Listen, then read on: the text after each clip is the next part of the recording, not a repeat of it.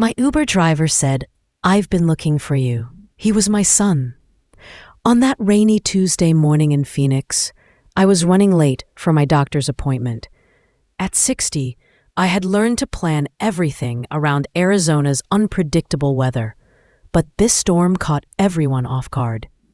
My car was in the shop again, and my neighbor Sarah couldn't drive me due to her own health issues. The Uber app showed that a driver named Marcus would arrive in 4 minutes. My cardiologist, Dr. Miller, didn't like tardiness, and this visit was particularly important. My recent tests had shown some abnormalities, and I needed to discuss further treatment. A gray Toyota Camry stopped in front of my house right on time. I ran out in the rain, quickly got into the back seat, and asked to be taken to the Scottsdale Medical Center. The driver turned around, and I saw the face of a man in his mid-30s with dark eyes and familiar features. He looked at me as if he had seen a ghost. His hands were trembling on the steering wheel. He quietly said my full name, Gloria Anderson. A chill ran down my spine. How could an unknown driver know my full name? The app only showed Gloria. The man closed his eyes for a second, took a deep breath, and said the words that would change my life. "Finally, I've been looking for you for so long." My thoughts raced. Who was this? A stalker? Someone from my past? I reached for the door handle, ready to get out of the car. He introduced himself as Marcus Rodriguez, but added that at birth his name had been Michael Anderson. My son. The world stopped. Those words hung in the air between us, so impossible yet so true. I looked into those dark eyes and saw a reflection of my own, the same eye shape, the same eyebrow arch that I saw in the mirror every morning.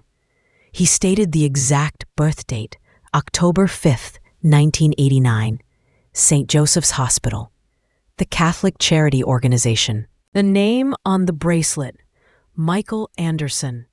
Everything matched down to the smallest detail. My legs felt like cotton. My heart was beating so hard I was afraid it would burst from my chest. Marcus told me that 6 months ago he had started searching. He hired a private detective, studied all the records he could find. He learned that I lived in this area. For the past 3 months, he had been working as an Uber driver here, hoping for a chance encounter. 3 months. He had been driving around the streets where I lived for 3 months, hoping to see me. How many times our paths could have crossed at the supermarket, gas station, or cafe, and I never suspected. Every day, he prayed that I would order a ride. He studied my photos on social media, memorized my address, and this morning, when he saw an order from Gloria Anderson at this address, his heart almost stopped. Tears rolled down my cheeks. 34 years ago, I was a 26-year-old college student without a penny to my name. The baby's father disappeared as soon as he learned about the pregnancy. My mother had died a year earlier. I never had a father. I worked as a waitress at a roadside cafe and could barely make ends meet. The decision to give up the baby was the hardest of my life.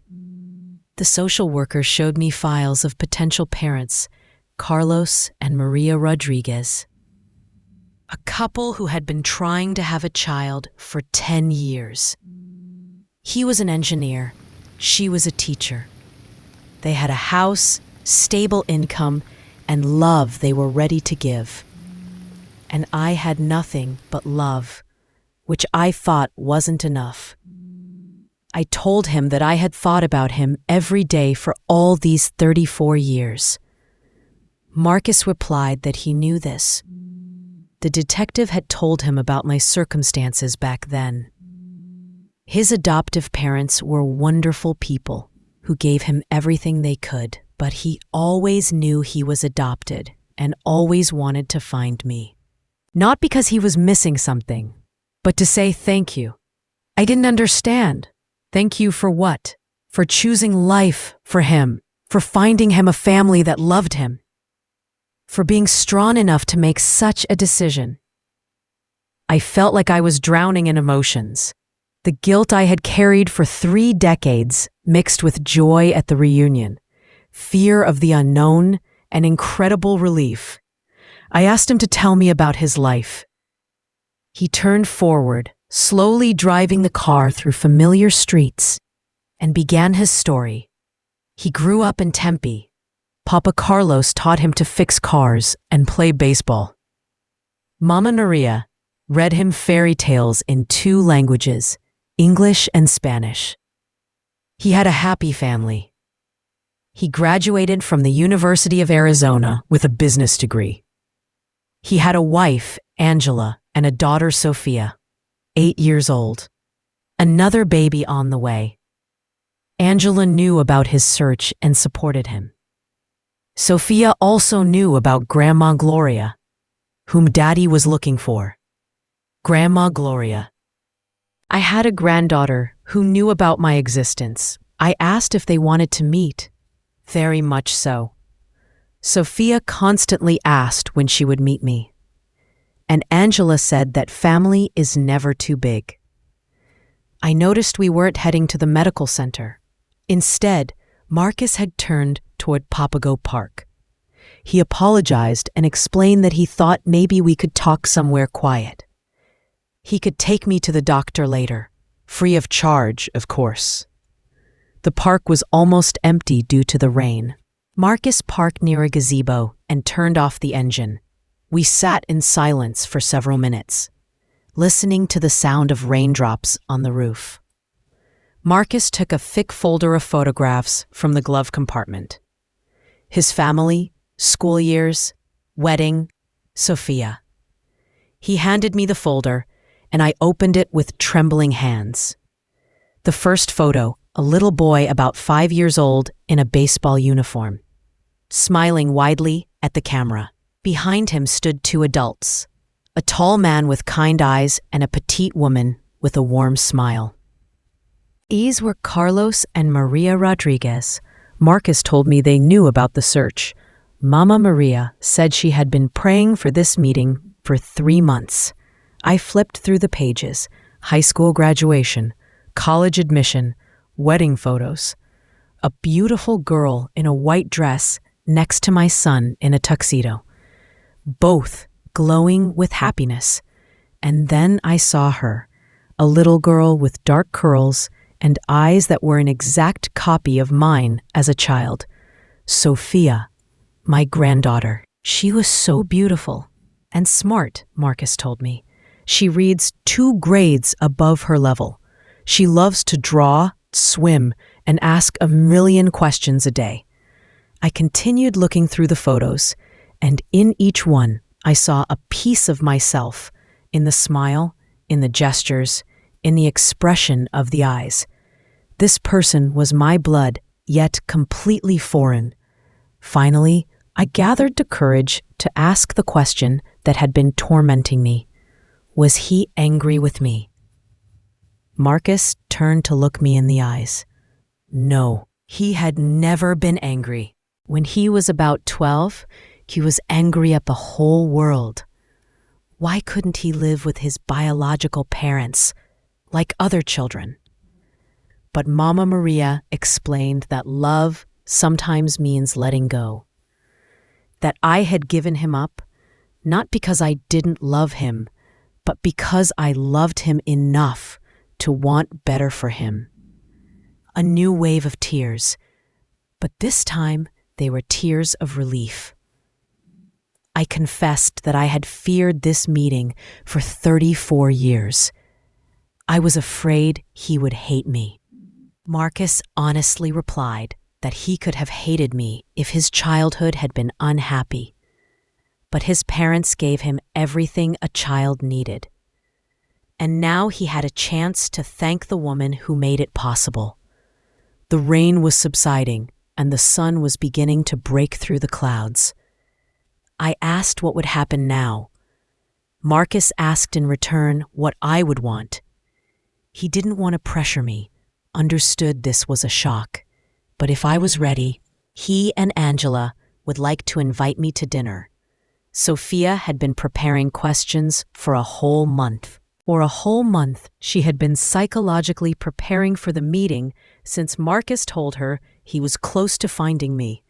She drew me a picture, chose her best dress. My heart squeezed with tenderness. Somewhere in this city, a little girl was preparing to meet the grandmother I didn't even know existed until this morning. I asked about his adoptive parents. How did they feel about the search? They were happy for him. Mama Maria said that family isn't about blood, but about love, and that there's always enough love for everyone. Papa Carlos joked that now Sofia would have even more people to spoil her. I laughed through my tears. These people who took my child and raised him to be such a kind and wise person were now accepting me into their big family. I said I wanted to meet them all, but first I needed to process all this. This was the most surreal day of my life. Marcus understood. No pressure. They had waited 34 years. They could wait a little longer. He took a business card from his pocket and wrote his personal phone number on the back. Marcus Rodriguez, Rodriguez and Sons Auto Service. At the bottom in small print, it said, "Family business since 1995. It turned out his father had passed the business to him. They were partners. Carlos wanted Marcus to expand the business, bring fresh ideas, and Marcus wanted Sofia to be part of the family business too, if she wanted. Angela was convinced the new baby would be a boy. They wanted to name him Carlos after Grandpa. Family traditions passed down from generation to generation. My son had created exactly what I never had, a strong, loving family with roots and a future. I asked him the most important question. Was he happy? He smiled, with the same smile I had seen in myself as a child. Very happy.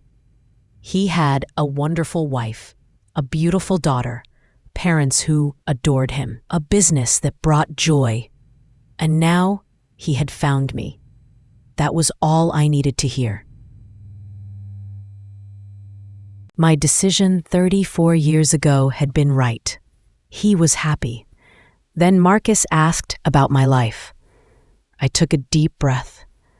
My story wasn't as beautiful as his.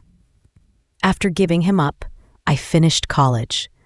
Worked as an accountant in various companies. Was married twice, but both marriages didn't work out. Had no more children. Had been living alone for 15 years. Marcus asked if I was lonely. An honest question deserved an honest answer. Sometimes, especially in recent years. I had several close friends, but family, real family, I hadn't had since my mother died. Marcus quietly said, "Now you do." Simple words, but they changed everything.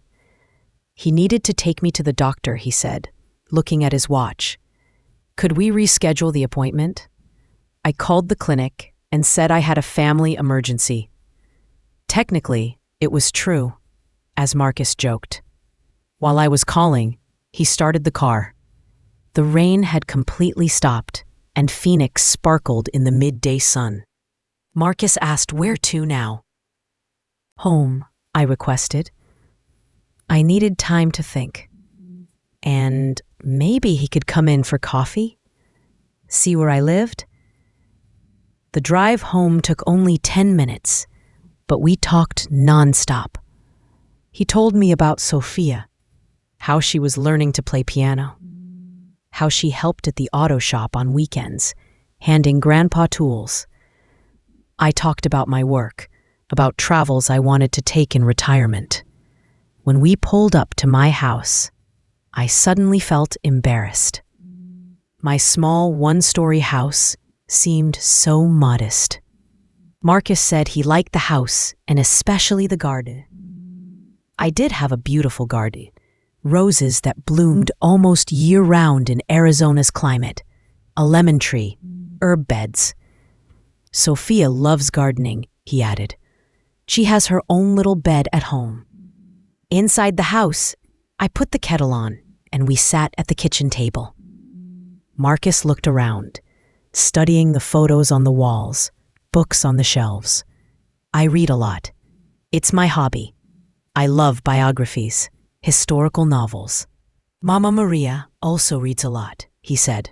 She says, books are journeys that don't require suitcases. We drank coffee and continued sharing details of our lives.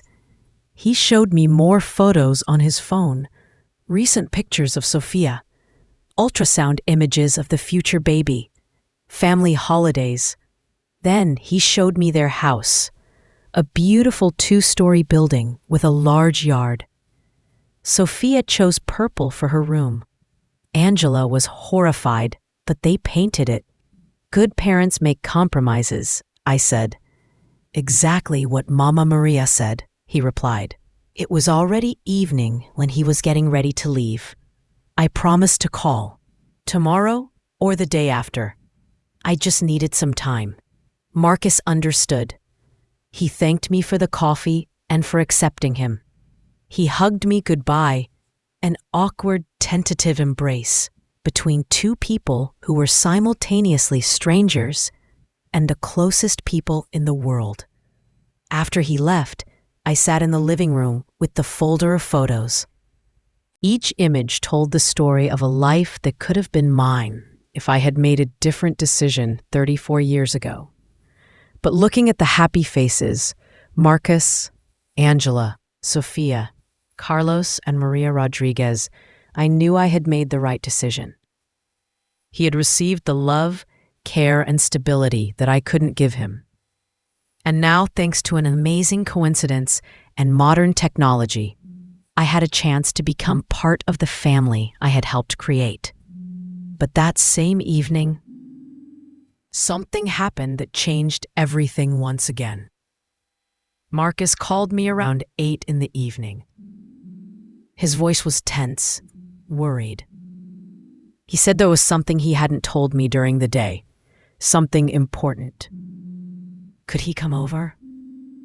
Half an hour later, he was sitting in my living room, nervously fidgeting with his hands. Angela was with him, a beautiful woman with kind eyes and a noticeably rounded belly. Marcus started from afar. He said the search for me hadn't begun for a simple reunion. They had a problem. A serious problem. Sofia was sick with leukemia. The diagnosis was made 4 months ago. The world turned upside down again. My granddaughter, whose existence I had learned about just hours ago, was fighting for her life. Marcus continued explaining. Chemotherapy was helping, but doctors said Sofia needed a bone marrow transplant. Neither he nor Angela were suitable donors. They had tested all relatives on the Rodriguez side. No matches found. Only the biological family remained. That's why he had searched for me so desperately. Angela spoke for the first time. Her voice was quiet but firm. She said she understood this was a huge request, that they had no right to ask such a thing from a woman they had met just today. But Sofia was their everything. I looked at this young couple, at their fear, at the desperation they were trying to hide behind calm words, and I understood that my decision was already made. Of course, I would agree to testing. Of course, I would do everything possible for my granddaughter. But Marcus shook his head. There was something else. Doctors warned that finding a donor could take months, even if someone from the biological relatives matched. And Sofia might not have that much time. There was another option. cord blood from a newborn. If Angela's baby turned out to be compatible with Sofia, the cord blood could save the girl's life. But for this, the pregnancy had to be carried to full term. And Angela was in her 6th month. 3 more months of waiting while Sofia grew weaker. I asked what compatibility tests showed. Unknown so far. Doctors could only determine compatibility between Sofia and the future baby after birth. It was a lottery with very high stakes. Angela put her hand on her belly. She said she prayed every day that her baby could save his sister, that she had never wanted anything so badly in her life. I understood what burden they carried. The joy of expecting a new child, mixed with the horror of possibly losing the older one. Hope for a miracle and fear that the miracle wouldn't happen. That night, I didn't sleep the wink. I lay in bed thinking about the 8-year-old girl I didn't know, but who was part of me. About her drawings, about the purple room, about little hands that handed Grandpa tools at the auto shop. The next morning, I called Marcus. Was I ready to meet the family? He asked. Ready, I answered. And I wanted to see Sofia first. The meeting was set for that same evening. I drove to their house with a bag of gifts, books I had loved at her age, and a set of paints for drawing. Sofia met me at the door, small, fragile, but with huge eyes full of curiosity. On her head was a bright bandana instead of hair that had fallen out from chemotherapy. She handed me a drawing, our family, as she imagined it. Mom, Dad, Rodriguez grandparents, the future baby in Mom's belly, and me labeled Abuela Gloria. She drew me from a photo on Daddy's phone, she explained seriously. But in real life, I was prettier. At dinner, Sofia sat next to me and wouldn't let go of my hand. She talked about school, which she missed due to treatment, about friends who sent her drawings, about plans to become a veterinarian or artist. Daddy says she can be whatever she wants, Sofia said. And now she has Abuela Gloria, who will come to her school performances. I definitely will, I promised, trying not to cry. Carlos and Maria Rodriguez accepted me like an old friend. Maria thanked me for their boy. I thanked them for raising him so wonderfully. After dinner, Marcus showed me his workshop in the garage. The walls were hung with tools. Engine parts lay on the workbench. In the corner stood a half-assembled bicycle, a gift for Sofia's birthday. Papa Carlos taught him that things made by hand are special, Marcus told me.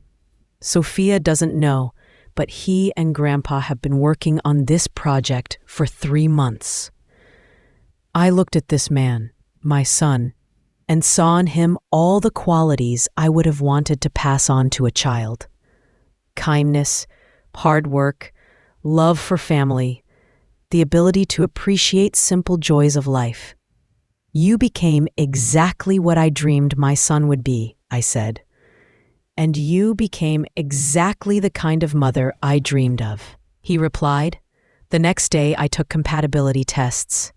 The doctor warned that results would be ready in a week, but chances of finding a complete match between aunt and niece were small.